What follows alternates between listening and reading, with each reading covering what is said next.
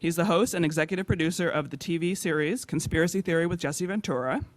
And today he's going to be talking about his latest bestseller, 63 Documents the Government Doesn't Want You to Read. So please join me in welcoming Governor Jessie Ventura.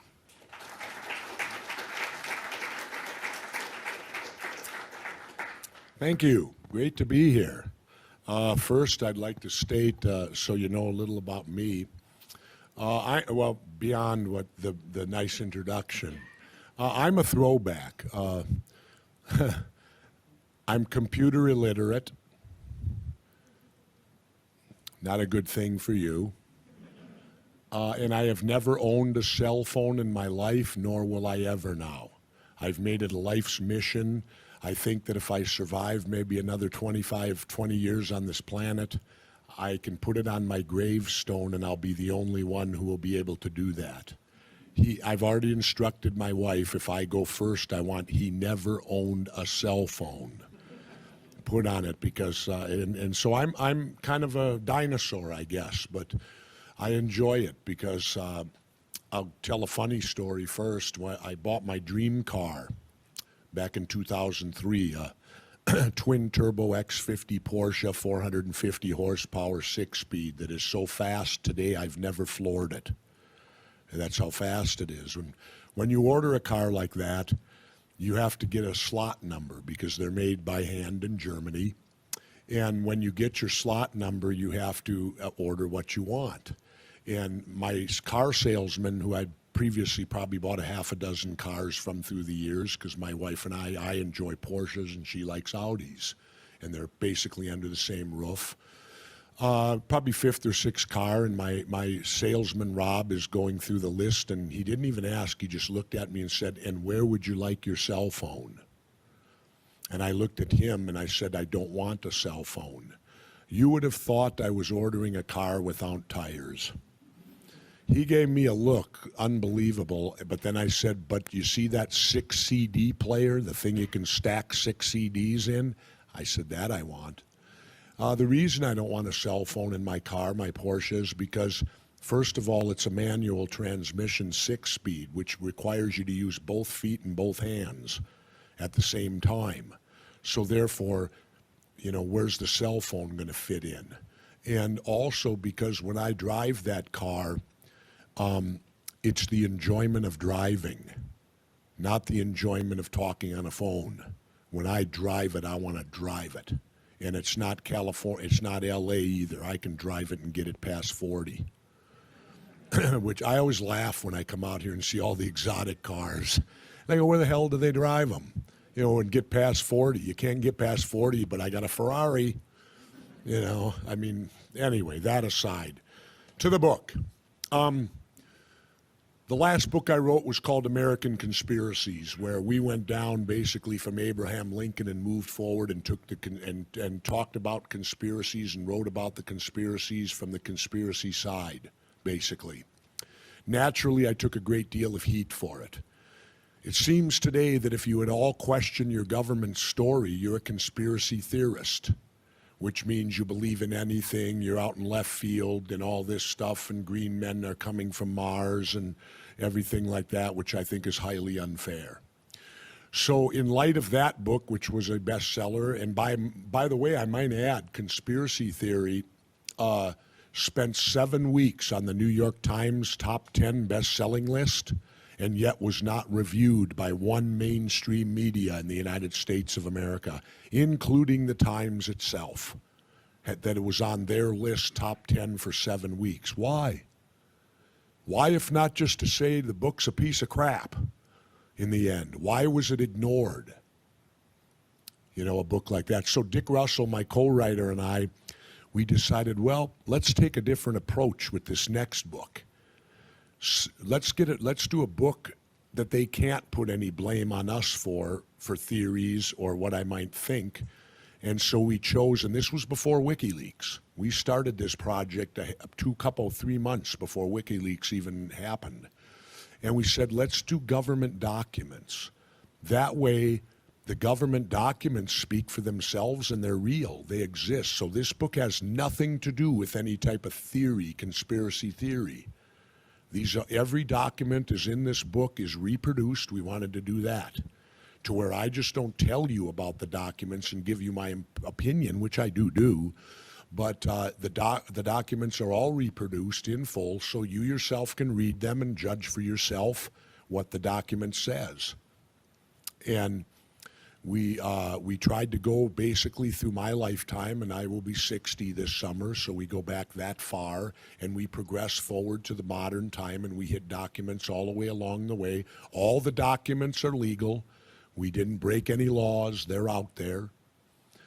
We didn't break anything top secret or that hadn't been unclassified. They're all in the public domain. And I will tell you this book to me is terrifying. This book was not easy to write. I'm a 6-year Navy veteran. I love my country.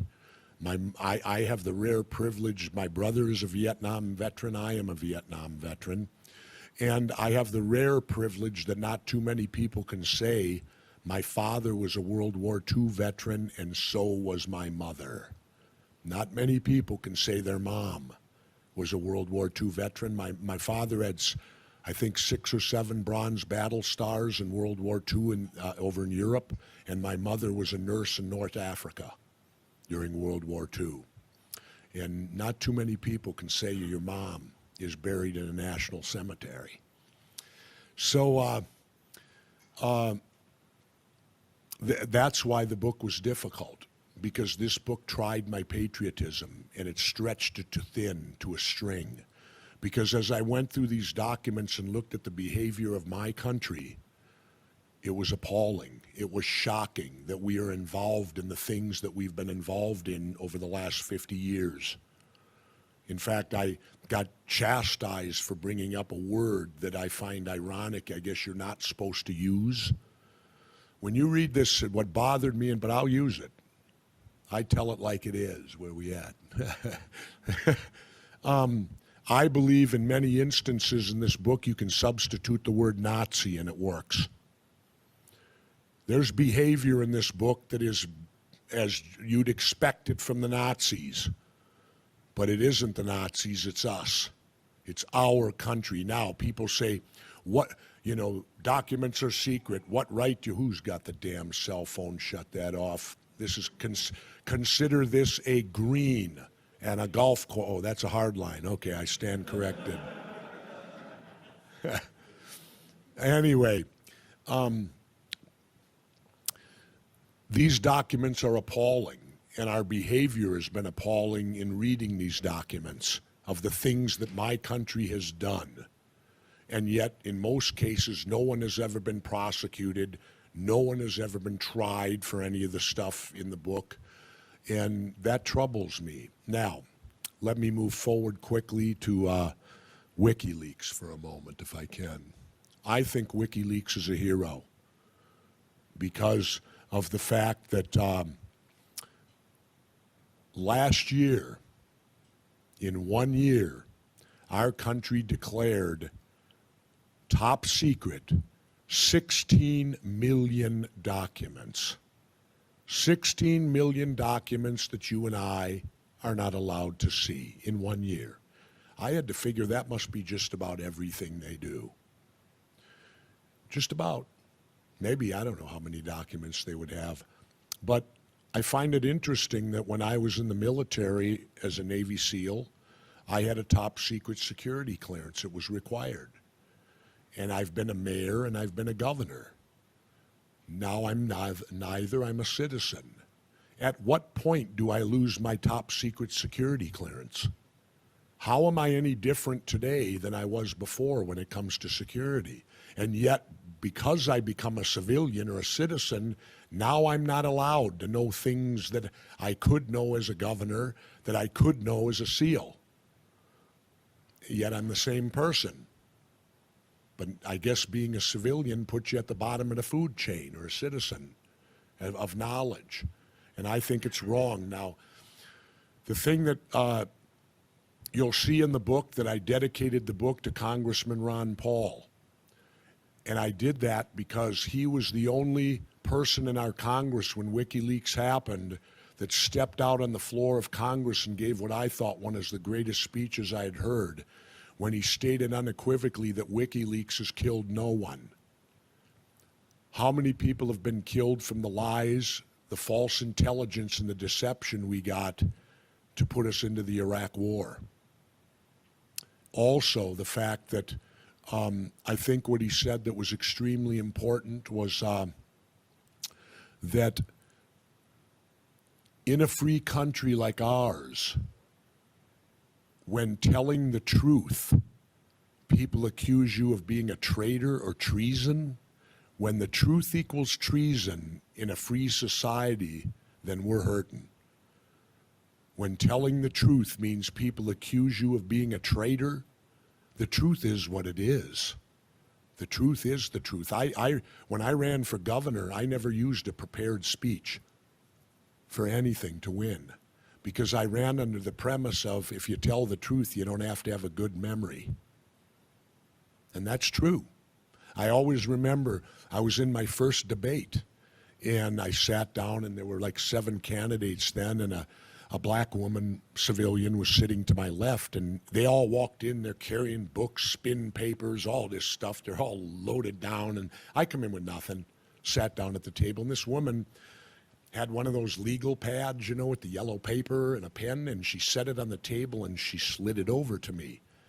And I looked at her, and I slid it back, and she said, well, don't you think you'll need that? And that's when I told her. I said, ma'am, when you tell the truth, you don't have to have a good memory. And I'll never forget the smile she gave me and nodded. She got it then, you know, that I'll tell the truth. And I made the biggest mistake in the debates you could possibly make in a political debate. I was asked a question on TV in a debate, and I simply said, I don't know. There was like this deadened pause of 2 seconds, and the crowd erupted into cheering and applause. And then when it was subsided, I said, but if it's important, I'll learn. Well, I think the people appreciated honesty, and I think the people appreciated hearing someone running for office that didn't claim to know everything. And I think that they realized at that point that truly honesty was more important to elect somebody. Now, the state of our country today, we're in a mess. And who is to blame? The Democrats and the Republicans. They have been in charge for my entire life. I am an independent, dyed in the wool, true and true. I despise them both equally, not one over the other. I dislike both. I'm an equal opportunity despiser of both our political parties. I agree with what Ralph Nader said. We are a two-party dictatorship in this country. Now, how can we break it? How can we take our country back? See, I not only talk about things, sometimes I give solutions. How can we take our country back today? I believe it's as simple as the nose on your face, if I can use that cliche or another one, but unfortunately we can't see the forest for the trees. How can we do it? Simple. Stop voting for Democrats and Republicans. Remember, voting's not a horse race. You're not there to pick a winner. You're there to vote your heart and conscience for the candidate you believe fits your values the most and who you believe in. And if you do that, you have voted correctly. You have not wasted your vote. Wasting your vote is trying to pick a winner. We all like to be with winners, so we can all brag and say, yeah, I voted for this candidate and he won or she won. But to me, that's not doing your civil duty, your civic duty. It's voting your heart and conscience. And a way we can start, a way we can immediately start to take our country back, how about this? I'll back up a second. I no longer believe in the third party movement. And I'll tell you why. The Democrats and Republicans have corrupted the system so badly that any third party in which to survive will have to corrupt itself. Well, you've already got a two-headed monster. Why would you want a three-headed one? I now advocate the abolishment of all political parties in the United States of America. Turn them into political action committees, which is what they are anyway. Certainly they can endorse, but end it there. And on every ballot in the United States of America, here's a simple thing we can do. Remove the party designation and put down only the name. It's too simple. The system's set up for it. If you're conservative, you don't need to know anybody's name. You look for the party. Republican, Republican, Republican. If you're liberal, you don't need to know a name. Democrat, Democrat, Democrat. By only putting down the name would then require you as a voter to educate yourself. What does John Smith stand for? Because you wouldn't have that crutch in there that would tell you conservative or Democrat. And then there's one, and you in California can get away with this stuff because you got that nonsense where you can put everything on the ballot, you know. The next thing would be simply this. How about on every state, local, and national ballot, we offer the final choice at the bottom that you can vote for none of the above. Now, people laugh at that, but what that truly is a vote of no confidence in government. That could do volumes, huge. Because imagine for a moment, let's say I'm a Democrat, and I defeated my Republican opponent for Congress, but I lost to none of the above. More people cast their vote for none of the above than what I got. Wouldn't that make them go out there with a change of attitude? You lost to nobody. Yes, you're the congressman or the congresswoman, but you lost to none of the above. And I'm willing to bet right now there are elections in this country where none of the above would prevail. And what's wrong with that? A vote of no confidence. That would send a huge message, huge, to every elected official. Imagine these ideas coming from a pro wrestler. I didn't go to college. I'm not a political science major, and I'm certainly not a lawyer. Imagine that, all these ideas that this pro wrestler comes up with, you know. But anyway, those are a few of the things. And as you look into this book, and I will open up here for questions in a minute because that's usually the best way. I don't want to just lecture. I'd like to answer questions of what's on your mind. And but as you look through this book, I hope it does frighten you. I hope that it's a wake-up call. I hope that you will be engaged citizens. Stop being lemmings, because right now we're a country full of lemmings. We get marched right off the cliff and we don't even look left or right. And why? It's the dumbing down of America because of our media. Our media. Our media was supposed to be the fourth branch of government. They were supposed to be the watchdog of the other three to report back to us. Well, they're not anymore. They're in bed with the government. They're the government's mouthpiece now. They're no longer a watchdog. Cases in point. What's the top story this last 3-4 weeks? Charlie Sheen. You can't turn the news on now without hearing a report on Charlie Sheen. Now, Charlie, he's got some problems. I feel bad for him, but he's hardly deserves but maybe a mention at the end of the news, not a lead story. And what was it a year and a half ago? The main story, the death of Anna Nicole Smith. I almost threw up. Every day they're doing mobiles, sending down mobile reporters outside the hotel. Well, we're down here in wherever she was, the Bahamas or whatever the hell had happened. And we're in front of the hotel where Anna Nicole Smith died. Hey, I was alive in '63 when John Kennedy was assassinated. Anna Nicole Smith got way more press in the end than the assassination of our president. Because hers went on, it's still got legs. I just saw it the other day. Some judge made a ruling to give her house to her boyfriend or something. That's newsworthy? It's like when I was supposed to have a television show on MSNBC, but that's a whole nother matter. They tried to tell me what I was supposed to cover every day. And at the time, do you recall, you'll recall, remember the murder you had here where the guy killed his wife out in the boat or whatever it was? A couple years ago? Oh, pardon me? Peters, yeah, that murder. Well, they were shoving that down my throat every day to cover that. And I go, wait a minute. There's 10,000 murders a year. Now, that was a tragic murder, but there are 10,000 murders a year, every year. How is this one so important? Now, it might be important to all you Californians because you live here. It's close to you. But go back to Minnesota with me. We have our own murders. Why do we need to know about yours? And yet, every night, day in and day out, that is the dumbing down of America by our news media. And we're at fault because we accept it. Because we like this titillating journalism. And you know what the downfall was to our news? The show 60 Minutes. Now, let's hear me out. 60 Minutes, a marvelous show. But here's where it was the downfall. Up until that point in time, pre-60 Minutes, the news departments lost money. So they would make it up in the entertainment division because they felt, well, we'll lose money, but it's our job to inform, right? Along comes 60 Minutes. Lo and behold, it goes to #1 in the ratings. The bean counter's upstairs, the light goes off. You mean we can make money with the news?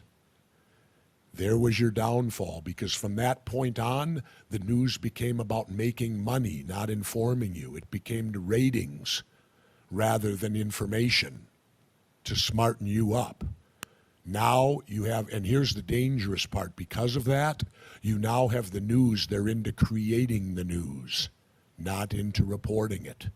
And that's very, very dangerous in my opinion, very dangerous.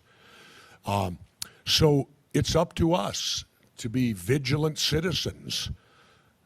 Tom Jefferson said dissension is the greatest form of patriotism, and I believe that, and I endorse that completely. There's nothing wrong with dissenting. There's nothing wrong with holding elected officials' feet to the fire. If you don't, you will get bad government. So I hope you'll read this book. I hope that you'll digest the documents that are in it. I hope you're as shocked as I am about what some of the documents are, and if there's any in particular that you see and would like to ask me about as you look into the book, feel free to do so. I won't go into them now because, you know, reading is supposed to be pleasure and it's supposed to be you doing it. So I'm not going to, unless you ask me specifically, I'm not going to go into the things that are in the book, but I will do this. I opened and closed the book more or less with 2 quotations. The first quotation comes from my particular favorite president in my whole life, President John Fitzgerald Kennedy. And here's what President Kennedy said to us. There is little value in ensuring the survival of our nation if our traditions do not survive with it. And there is a very grave danger that an announced need for increased security will be seized upon by those anxious to expand its meaning to the very limits of official censorship and concealment. Sounds familiar, doesn't it? We're going to keep you safe, right? Then I like to finish off also, just to show it runs through our entire country's history. I'll quote Patrick Henry. Most of us remember Patrick Henry as saying, "Give me liberty or give me death." That was a great quote, you know, brave quote.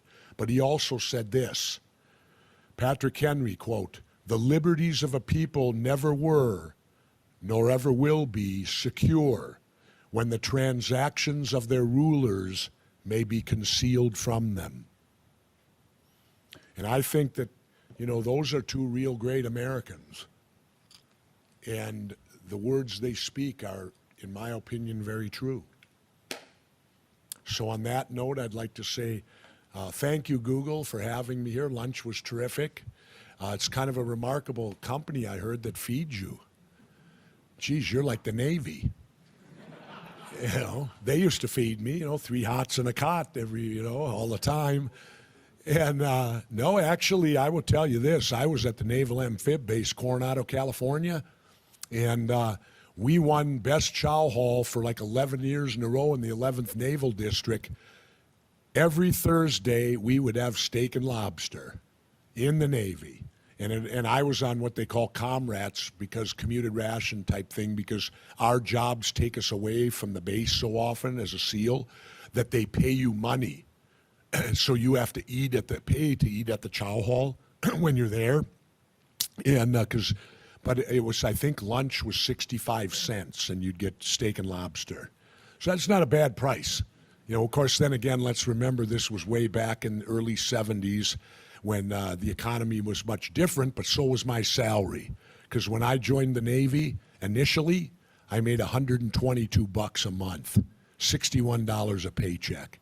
And I'd blow it that first weekend and then be stuck on the base the rest of the time because, you know, I wasn't very economically sound back then, I guess. So thank you very much. It was a pleasure for me to be here. And now I'll open up for questions.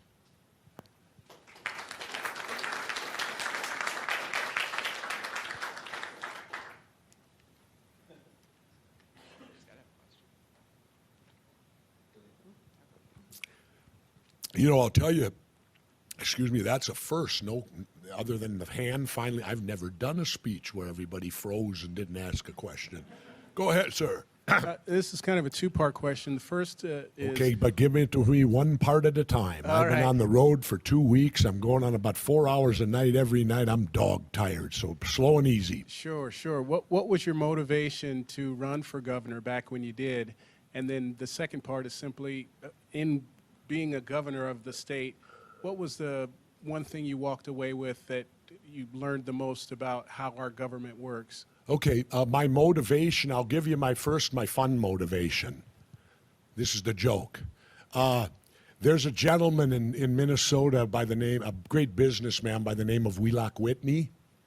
And when I first won governor, I was speaking to a group of businessmen and Wheelock was there.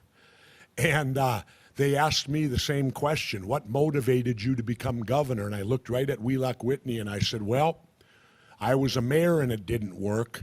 So I figure if I get to be governor, it will work. Well, Wheelock Whitney happens to be a member of Augusta National, where they play the Masters. And I said, I figured if I won governor, Wheelock Whitney would then take me to Augusta and let me play Augusta, Georgia, which is the heaven of professional golf. And I looked at Wheelock and said, Wheelock, don't force me to have to become president.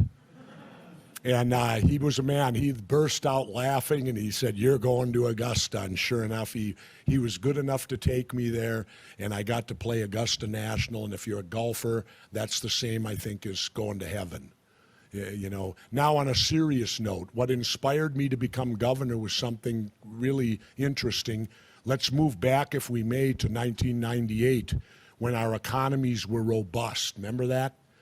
Interest was nothing. Everybody was making huge money. Well, the state of Minnesota was in such fiscal shape then, they were getting budget surpluses. In other words, they did their budget, but because the economy was so robust, they were bringing in more than what they budgeted for. Well, the 1 year, guess what they did? They spent it. They thought they were kids in a candy store. They thought, whoa, we brought in more money than what we budgeted for. That means we can go buy extra stuff. Well, I was outraged. I was doing talk radio, and I said, wait a minute. If they brought in more than what their budget needed, then that money should be returned to the taxpayers. So I basically ran on that. I said, you know, I was doing talk radio, and I was so angry, I said, maybe I should run for governor. Woo, then you box yourself in a corner, and of course on talk radio, if you lose your credibility, you're nothing. And so I kind of forced myself. I had to run, and I can honestly say pre-9/11, we had 3 more robust economy years, and I gave back tax rebates to every citizen of Minnesota. They named them Jessie checks. And I did it even over the, you'd think the Republicans would have gone with me all the way, but they wanted it to be an income tax rebate. Well, an income tax rebate means you got to declare it, which means then it's part of your income, which means the federal government's going to take 1/3 of it. And I thought, this isn't the Fed's money, it's ours. So I did it and was successful in a sales tax rebate because you can't deduct a sales tax, so therefore they can't take the money. So when you got your check, you could spend it. Now there is a true stimulus package, not the bullshit you're getting today.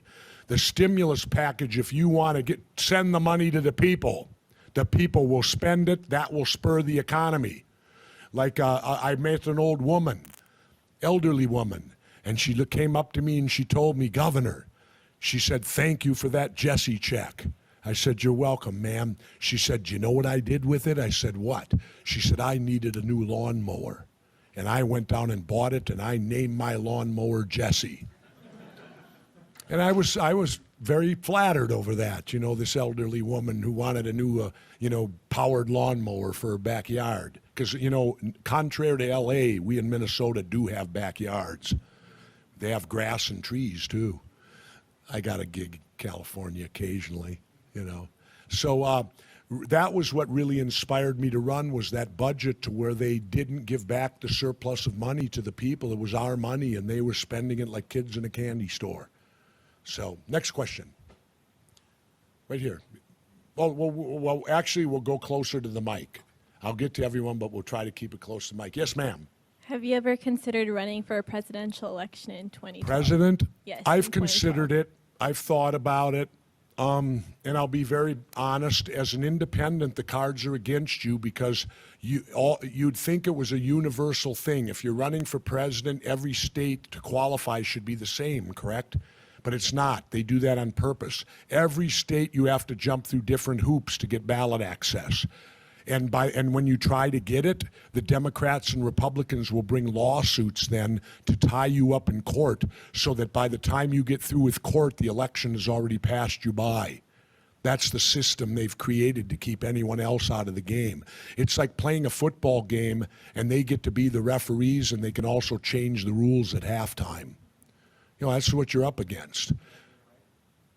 Well, other than that fiasco, unbelievable in Alaska, where it worked, I have never, ever seen a write-in candidate ever win.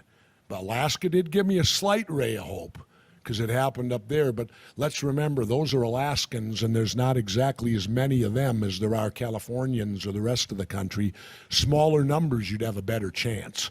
The bigger numbers you're dealing with, the more difficult it would be. Now, saying that, though, the libertarians, which I am kind of I like to refer to myself as libertarian, small l, not capital, because the true libertarian believes there should be no government. That's an anarchist. I understand that there should be at least some government, that government does have a role. The other part of that question of will I run is this: being president's an oxymoron. What I mean by that is that you stand for freedom, but you yourself have none. When you hold those jobs, you give up your freedom. It's gone. And I like my freedom. I like living in Mexico now, because down there I'm just a big gringo. Nobody other than being a big guy, they'll look at me, but they don't know who I am, And I enjoy that right now after the career I've had. So it would require me to have to want to, as I like to refer to it, it would require me to want to go back to jail. Now, not saying I won't do it, and I'll tell you something else honestly. Before I put my butt on the line, this country better show me it's worth it. You better show me it's worth it this time. I've already done 4 years as a mayor, 4 years as a governor, and 6 years in the Navy. That's 14 years of my life I've given to the public. And to do that job, I need to know it's worth it. And right now, the people of this country are not showing me that. They're starting to. I like the protests in Wisconsin, and I like how things are stirring up. But in order for me to win, we got to think revolutionary. In order for me to win, you got to be ready to elect Che Guevara. Because I will change things if I won. What would I do? I'll tell you what I would do. First thing I would do, I would cut defense spending, which is something, I don't know if you can win off that, because they use fear on you. That, if you cut defense spending, we're all going to get killed. We're all going to be. Well, I would close every base we have throughout the world, and I would bring our young men and women home and back to our own country, and we would defend our country from here. We wouldn't be colonizing anymore or creating this empire. We're following the Roman Empire right now. So and that would cut spending. If you're truly going to balance the budget, you can't do it without cutting defense spending, because that's the biggest thing out there. And how many times can we blow up the world? We've got technology. You're at Google here. We got technology now and the weapons. We don't need, why do we have 50,000 troops in Germany, 50,000 troops in Korea, 50,000 troops in Japan? Seems to me those wars were over 50 years ago. Why do we still have troops there? So, you know, those are a few of the things I would do. You'd call me radical, I guess, because I would not be doing what mainstream does. I'm so disappointed in Barack Obama.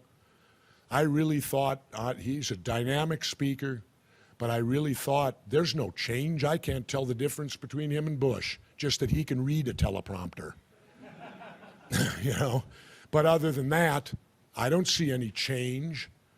And so also it's difficult. He's an incumbent, and as an independent, that's tough. You're better off when the incumbent leaves and when the election's open, which would be 2016. And by then, I'll be that much older, and I don't know if I would have the energy at that point to want to do the job. But it's hard to beat an incumbent, people. Very hard. When I ran for governor, it was because there was no incumbent governor, which opened it up for me to do that. So, next question.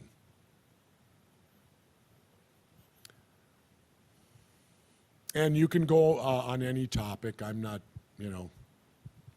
I've also got two questions, and I'll just give them both to you at once because I'm pretty sure you can remember the first one. All right.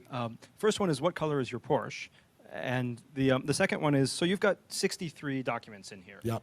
I'm sure there were many more. Do you have any examples of what other documents you would have liked to have included?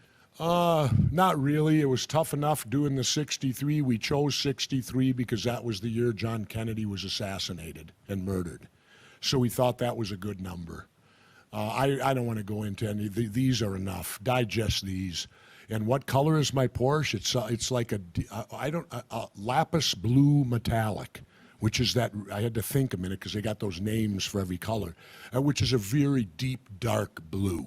And then I got the beige interior with it, and I got the most wood you could get, you know, on the interior, and that was sick, really. I wasn't going to get it at first till I came home and I told my wife, and she looked at me and said, "This is your dream car." She goes, "Don't hold back. Get everything on it you want." Well, the wood alone, because it's all hand carved, it runs across the top, around all the speakers, the wood alone was 10 grand. And I thought, that's obscene. You know, in reality of the world, you know, that's pretty bizarre. But, you know, what the hell? Money's made to spend. And also remember this, on that note, the economy, when all you hear about is cut spending, cut spending, cut spending, I got news for you, people. If we don't spend, there is no economy. The economy is based upon spending. Spending creates jobs. You have to buy things. You have to have money moving. If we all cut everything, now don't get me wrong, government does and is in places it shouldn't be. But think of that when you get brainwashed on, oh, cut spending, cut spending. The economy is based upon spending. That's what makes it work. You buy things. The money, that's what creates jobs. Spending creates jobs. Why do you think they always renew unemployment? That's because unemployment, if you're on unemployment, you spend every cent of it. That spurs the economy and starts to create jobs, so then you're not on unemployment anymore. Think of it.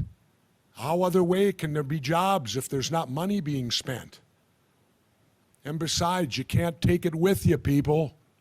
That's what I always say. You know, you come into the world naked, you leave with it naked. You can't take $1 with you. Spend the damn stuff. Enjoy it. You work hard for it. That's the fruits of your labor. But then, you know, make sure that your kids and things like that are taken care of. But buy stuff. What the hell? You can't do nothing with that paper. Substitute it in the bathroom, maybe. But other than that, you spend it. That's what spurs the economy. Next question. So what do you think that the government should do? What are the important things that the government does in our lives? What shouldn't Well, what they do? should they do? Well, I'll put it to you this way. Well, let's go to health care for a minute. That's always a cantankerous. Now they've labeled it Obamacare. To me, it's a human right.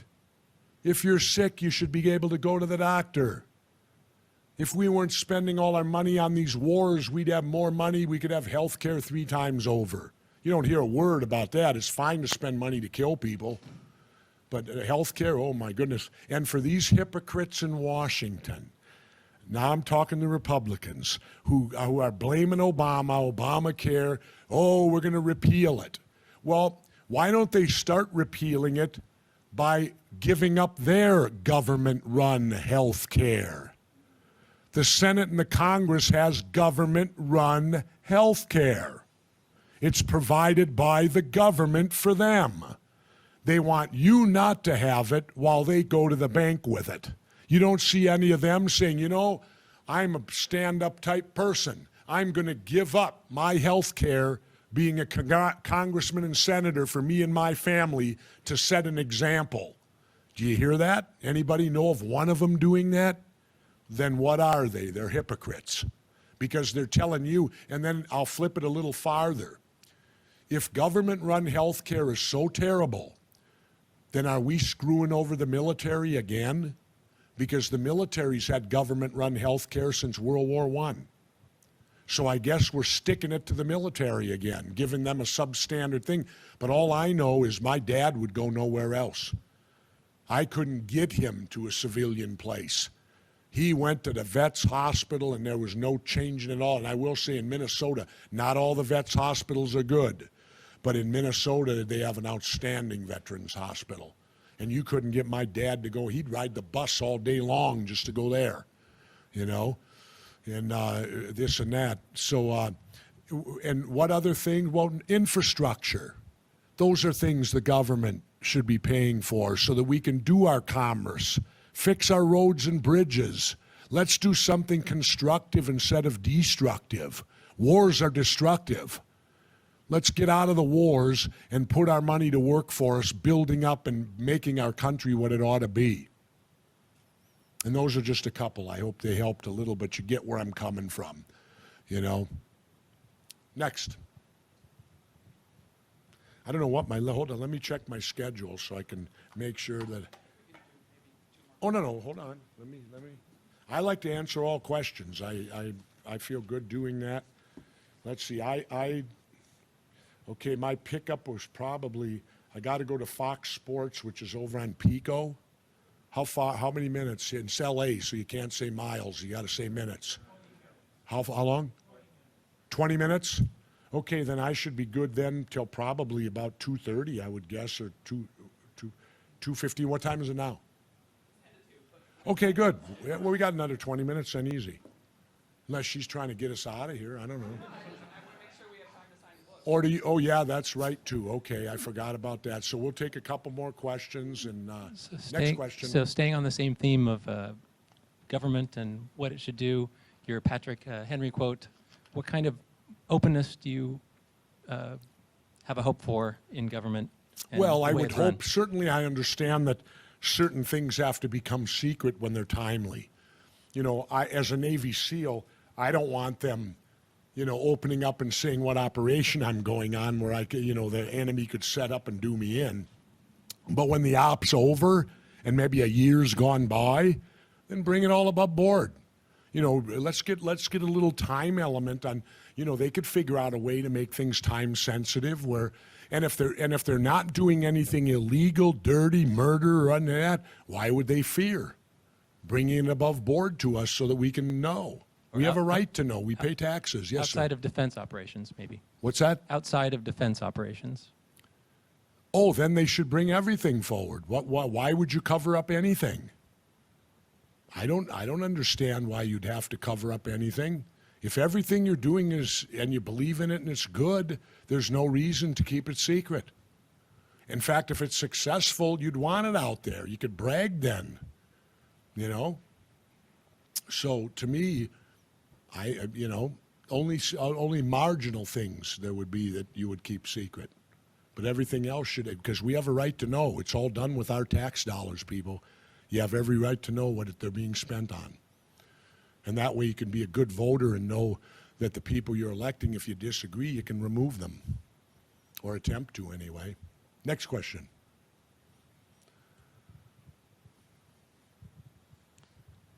So I also believed in Obama with a change. And what I think we're witnessing now is him completely squashed by the two-party system, or the Republicans in this case. And you brought up the exciting and worthwhile idea of getting rid of the two parties. I can't see how that could even be possible in today's world, and it's something I'd love to see, and it's something that's necessary. I don't know, I mean, we all bought into the belief of change and then saw him completely stymied by that ability. Okay. Our forefathers created the country with the concept of the right to bear arms is actually the right to, if a government becomes corrupt in and of itself, we have a right to stand up and say no. That's radical. But how can you see us get through this two-party system and really be able to make a difference without the same thing happening over and over let me again? tell you, I disagree. I don't think it's the parties that are stopping Obama. Always remember, he who has the money calls the shots, and the U.S. government has no money. Where do they get their money? The Federal Reserve, which is a small little group of bankers in the private sector. You know what I think they did to Barack Obama? I think he got in office and they showed him the Zapruder film. And they said, see what we can do?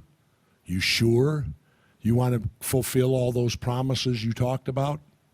Because to me, it clearly shows that the president may be only a figurehead, and that there's people behind the scenes that we don't even elect who are truly calling the shots. That's the only reasoning I can give to it. Because as governor, I was pretty powerful, and no one could influence me. And I held true on most of my campaign speeches and what I promised. But it seems to me that how could he not be doing anything that he campaigned on, and why all this massive compromise to accommodate, quote, the Republicans? So I think that it goes beyond the parties when it comes to who's running the operation. That's just my opinion. Next question. How can we get past it? Huh? Well, like I said, stop electing him. That would be a good start, because I only raised $300,000, people, to become governor. I made more money at the job than I did, spent to get it. But then again, I didn't need name recognition. Everybody in Minnesota knew who I am. I'll brag. I'm one of 4 people in Minnesota where all you have to do is say the first name and they know who you are.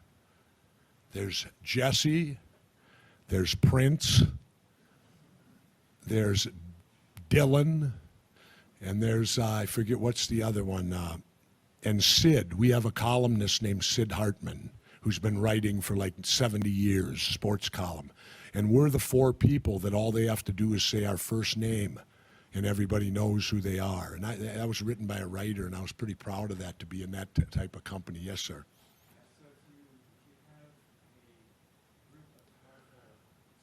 I don't know. I'm just saying that's my theory.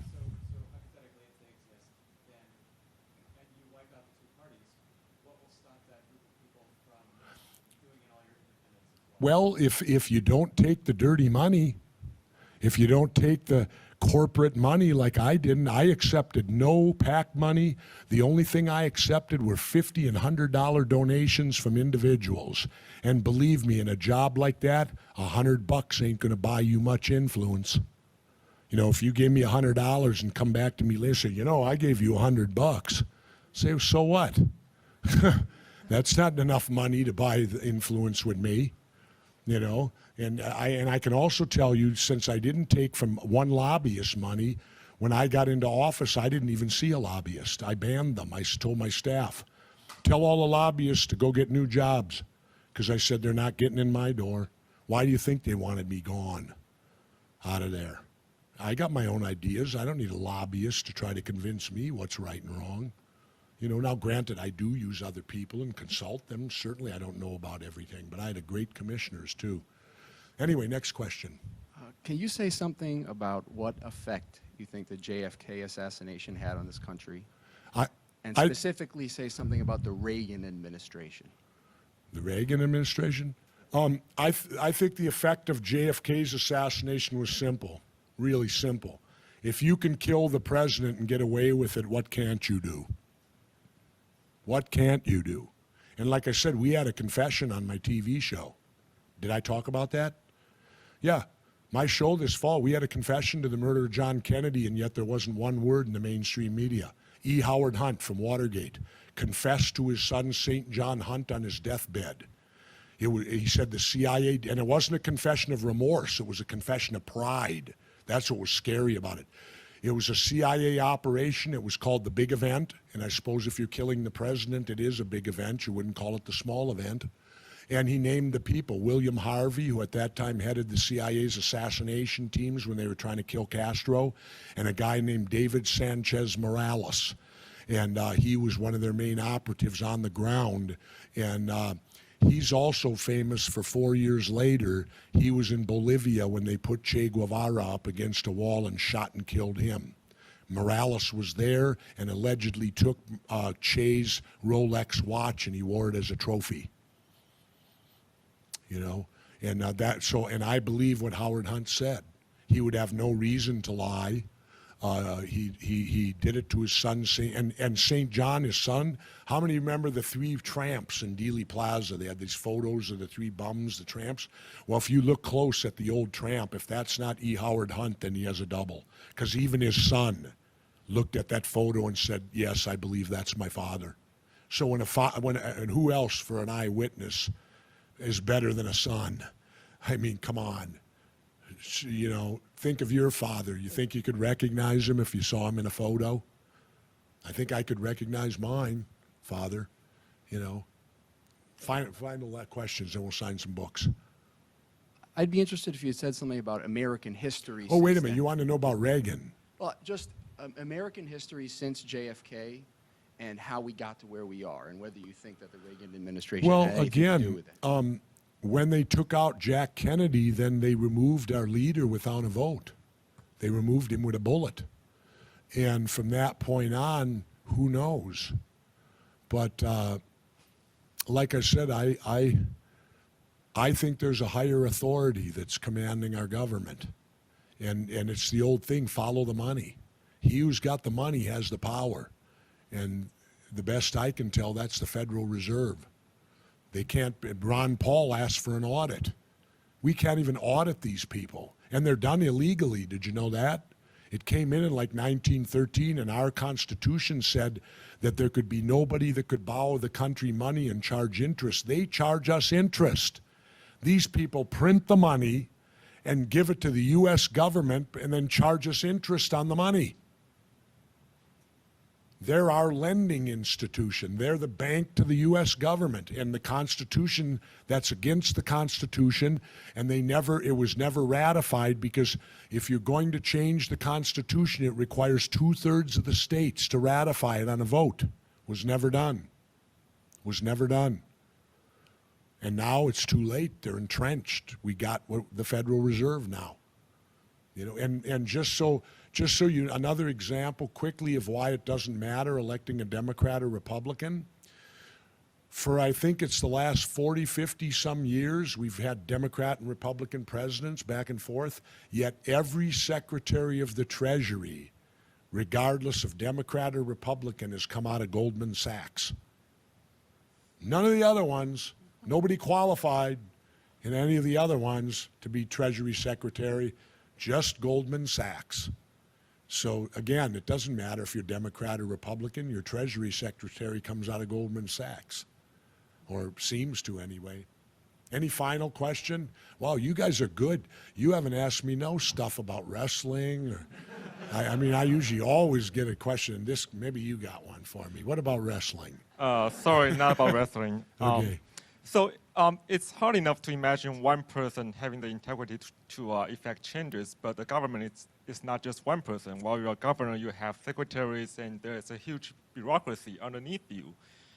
And is one right person at the top really sufficient to change things, or do you have any plans or any ideas how that one person can bring changes can find more right person? Or yeah, you're absolutely correct. You can't make major changes because the bureaucracy is so big. You usually can't. You can simply nudge it over a little and get it going in the right direction, hopefully. But we're talking here revolution. By not electing Democrats and Republicans and making a wholesale change, That's revolution, and if that happens, then wholesale changes can happen. But right now, it's just simply all Democrats and Republicans. You're exactly correct. You might get minute little changes, but nothing of any significance. We've got to cleanse ourselves of these two parties before you do anything. And if that doesn't happen, I agree, there won't be great changes at all.